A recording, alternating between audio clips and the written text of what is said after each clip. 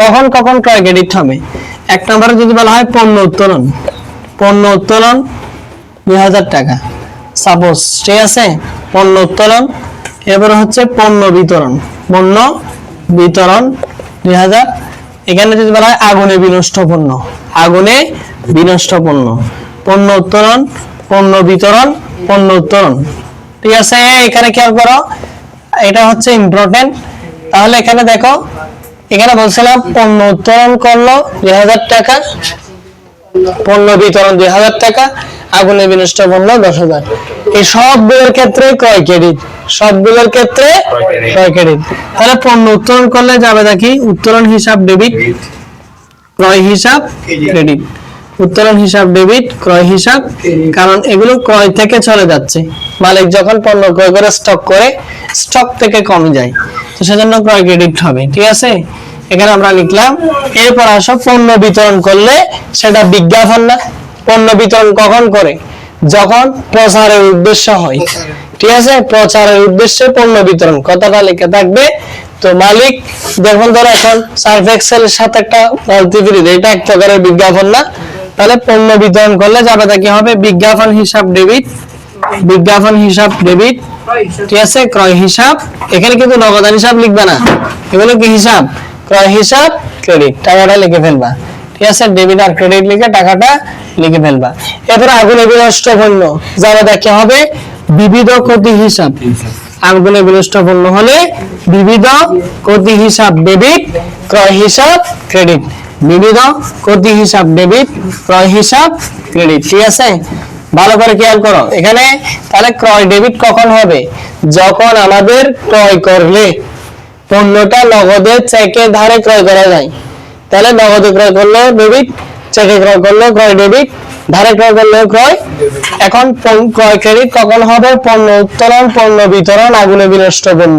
পণ্য উত্তোলন করলে এখানে উত্তোলন ডেবিট, ক্রয় ক্রেডিট। বিতরণ করলে বিজ্ঞাপন ডেবিট, ক্রয় ক্রেডিট। ক্ষতি হইলে বিবিধ ক্ষতি ডেবিট, ক্রয় ক্রেডিট। ক্লিয়ার? কোনো প্রশ্ন আছে?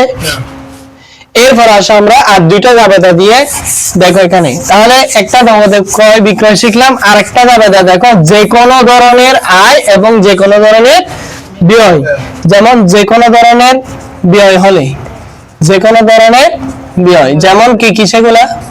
কয়েকটা ব্যয়ের নাম বলো। যেমন বেতন প্রদান, বিজ্ঞাপন বিল, বিজ্ঞাপন বাবদ পরিশোধ, ঠিক আছে, ভাড়া পরিশোধ। এগুলো আমি জিজ্ঞেস করবো, পরে বাইর দিব।